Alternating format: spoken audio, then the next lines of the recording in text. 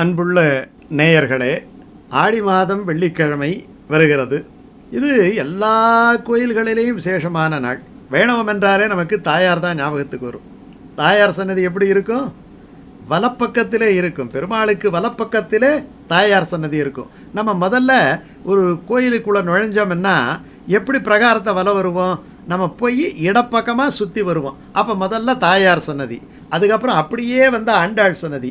இதை சுற்றிக்கிட்டு திரும்ப நம்ம பெருமாள்கிட்ட போகணும். அப்போ பெருமாள்கிட்ட போகிறதுக்கு முன்னாடி நமக்கு அனுமதி தரக்கூடியவள் அந்த தாயாரும் ஆண்டாளும் தான்.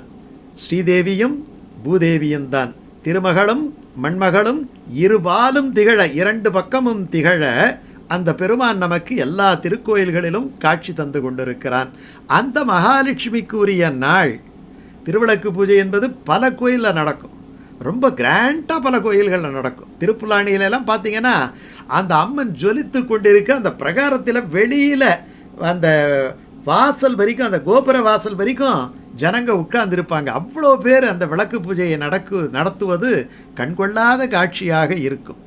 பொதுவாகவே இந்த வெள்ளிக்கிழமைங்கிறது திருமகளுக்குரியது. சுக்கிரனாலே என்ன மகாலட்சுமி தானே. வெள்ளிக்கிழமைனாலே நமக்கு ஞாபகத்துக்கு யாருக்கு வரும்? திருமகள். திருமகளுக்குரிய கிழமை மகாலட்சுமி. வெள்ளிக்கிழமைனாலே சொல்லிவிடுவாங்க, வெள்ளிக்கிழமைனாலே சுக்கிரநாள், சுக்கிரநாளனா மகாலட்சுமிக்குரிய நாள். இது எல்லா கோயில்களிலேயும் விசேஷம். திருவரங்கத்தில் பார்த்தீங்கன்னா ரங்கநாயகி தாயாருக்கு ரொம்ப அமோகமாக திருமஞ்சனம் நடக்கும். அங்கே மஞ்சள் காப்பு தருவாங்க இல்லையா? அந்த மஞ்சள் காப்பு என்பது அந்த ஆடி வெள்ளி என்று நமக்கு தரப்படுகின்ற அற்புதமான பிரசாதம். ஆடி வெள்ளியில் இது ரொம்ப சிறப்பு. ஸ்ரீவில்லிபுத்தூர் சொல்லவே வேண்டாம். ஸ்ரீவில்லிபுத்தூரில் காரணம், ஆடி மாதம் என்பது ஆண்டாளுக்குரிய மாதம். காஞ்சிபுரம் எடுத்துக்கிட்டோம்னா பெருந்தேவி தாயார். பெருந்தேவி தாயார்னா பெருந்தேவி தாயார் தான், பெருமைக்குரிய மகாதேவி. அப்படிப்பட்ட பெருந்தேவி தாயாருக்கு அன்றைக்கு அலங்கார திருமஞ்சனம் அந்த உற்சவருக்கும் மூலவருக்கும் அவ்வளோ விசேஷமாக நடக்கும். ஒப்பிலைப்பன் சன்னதி எடுத்துக்கிட்டால் பூமி பிராட்டி, அந்த பூமி பிராட்டிக்கு அமோகமான திருமஞ்சனாதிகள் எல்லாம் நடக்கும். வானமாமலையில் எடுத்துக்கிட்டோம்னா வரமங்கை தாயார், அந்த வரமங்கை தாயாருக்கு அவ்வளோ பெரிய சிறப்பு இருக்கும். அப்படிப்பட்ட இந்த ஆடி வெள்ளிக்கிழமை அன்று நம்ம என்ன பண்ணணும்? காலையில் எழுந்து நீராடி காலையில் திருப்பாவை முக்கியமாக சொல்லணும். வெள்ளிக்கிழமை மகாலட்சுமிக்குரிய நாள். செல்வச் சிறுமீர்காள்னு நம்மளையெல்லாம் பார்த்து ஆண்டாள் அழைக்கிறார். செல்வச் சிறுமீர்காள். அப்படிப்பட்ட இந்த நித்தியஸ்ரீயான செல்வத்தை பெற்றவர்கள், அந்த பெருமாட்டியினுடைய அருளை பெற்றவர்கள், பிராட்டியினுடைய திருவருளுக்கு இலக்கானவர்கள். அதை திருப்பாவை நமக்கு காட்டுவதாலே திருப்பாவை 30 பாசுரங்களும் அவசியம் காலை வேளையிலே சொல்ல வேண்டும். வாரணமாயிரம் சூழ வலம் செய்து அப்படின்ட்டு இந்த திருப்பதி கல்யாணமான பெண்கள் இருந்தாலும் சரி, கல்யாணமாகி ரொம்ப சிறப்பாக வாழ்பவர்களாக இருந்தாலும் சரி. காரணம் அது எப்படி முடியுதுன்னா, ஆயனுக்காக தான் கண்ட கனவை என்னட்டு முடியுது.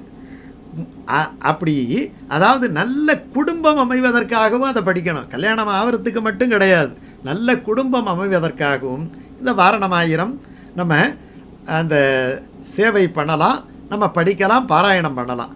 ஸ்ரீஸ்துதின்னுட்டு ஒன்று இருக்குது. அந்த அற்புதமான அந்த ஸ்லோகங்களை எல்லாம் சொல்லலாம். சதுஸ்லோகின்னு 4 ஸ்லோகங்கள் இருக்குது. அதெல்லாம் நமக்கு தெரிஞ்ச அவைகளையெல்லாம் சொல்லலாம். தாயார் சன்னதிக்கு போயிட்டு நெய் விளக்கு ஏற்றி துளசி மாலை இருந்தால் அந்த துளசி மாலையை சாத்தி குங்கும அர்ச்சனை செய்வது ரொம்ப சிறப்பான ஒரு பலனை தரும். நம்முடைய குடும்பத்தில் கஷ்டமே இல்லாமல் எல்லாம் தாயார் பார்த்து கொள்வாள். செல்வ நலமும் மனநலமும் ஆரோக்கிய நலமும். ஏன்னா அஷ்டலட்சுமின்னு சொல்கிறது ஒரு லட்சுமி கிடையாது. வீரலட்சுமி, விஜயலட்சுமி, தானியலட்சுமி, வித்யாலட்சுமி, அத்தனை லட்சுமி இருக்குது இல்லையா? அதனால் மகாலட்சுமி கிட்ட இல்லாத ஒரு விஷயமே கிடையாது. அந்த மகாலட்சுமிக்கு உரிய நாள் இந்த நாள். இந்த நாளில் நம்ம சின்ன ஸ்லோகம் ஒன்றுமே இல்லாட்டி விளக்கேற்றி வைக்கும்போது இந்த முதலாழ்வார்களுடைய பாசுரத்தை சொல்லலாம். வையம் தகடியா வார்கடலே நெய்யாக வெய்ய கதிரோன் விளக்காக செய்ய சுடராழியானடிக்கிய சுட்டினேன் சொல்மாலை இடர் ஆழி நீங்குகவே என்று. என்னுடைய துன்பங்களெல்லாம் நீங்குவதற்காக, துன்பங்களுங்கிறது இருட்டு, அது நீங்கி ஆனந்தம் என்பது விளக்கு. என்னுடைய துன்பங்கள் விளக்கு வழி வந்தவனே இருட்டு போன மாதிரி விளக்கேற்றி வைத்த போதே என்னுடைய துன்பங்களெல்லாம் போய்விட்டன என்று சொல்லக்கூடிய ஒரு அற்புதமான முதலாழ்வார்கள் பாசுரம்.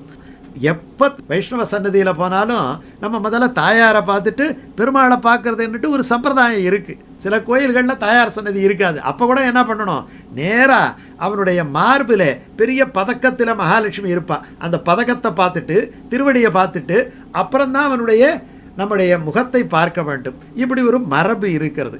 அதனால் பிராட்டியை பார்த்துவிட்டு பெருமாளை பார்க்க வேண்டிய ஒரு அற்புதமான ஒரு மரபு வைணவத்துக்கு இருக்கிறது. பல திவ்ய தேசங்களிலே பார்த்தீங்கன்னா காலையில் மூலவருக்கு உற்சவருக்கும் திருமஞ்சனாதிகள் நடக்கும். மாலை 5 மணிக்கு கண்ணாடி அரவிசவை ஜிலு ஜிலு ஜிலு ஜின்னு தாயார் காட்சி தருவா. அந்த மூக்குத்தி என்ன, அந்த தாடகங்கள் என்ன, அந்த மார்பிலே அணிந்து கொண்டிருக்கிற அந்த கவசங்கள், நகைகள், அற்புதங்கள், ஆரங்கள் என்ன, அந்த கிரீடம் எப்படி இருக்கும், அவ்வளவும் ஜொலிக்கும் அவளிடத்தில். 5 மணிக்கு அந்த கண்ணாடி சேவை. 7 மணிக்கு பார்த்தீங்கன்னா அந்த உள்பிரகார வலம். பெருமாள் சன்னதியில் எல்லா சன்னதியும் சரி, எல்லார் சன்னதியிலும் ஸ்ரீரங்கத்தில் போனாலும் பார்த்தீங்கன்னா ஒரு 7-7:30 மணிக்கு போனாங்கன்னா பெருமாள் வந்து நிற்பார். அந்த தாயார் மாலை வரும். தாயார் மாலை மாற்றி கொள்ளுதல்.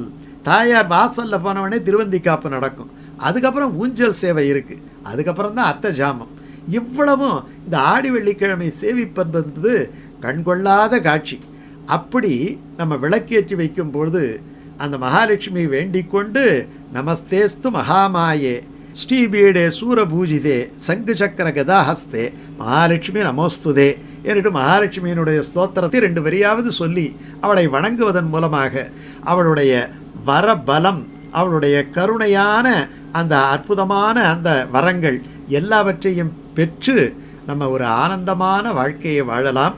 அதற்கு இந்த ஆடி வெள்ளிக்கிழமை மகாலட்சுமி பூஜையானது உதவும். எந்த சக்தியிலே செய்ய முடியுமோ அந்த சக்தியிலே பிரத்யேகமாக ஏதேனும் ஒரு மகாலட்சுமியினுடைய பாடலை சொல்லி இந்த விசேஷமான பூஜையை செய்வதன் மூலமாக அந்த குடும்பத்துக்கு அளவில்லாத ஆனந்தமும் அற்புதமான நலன்களும் கிடைக்கும்.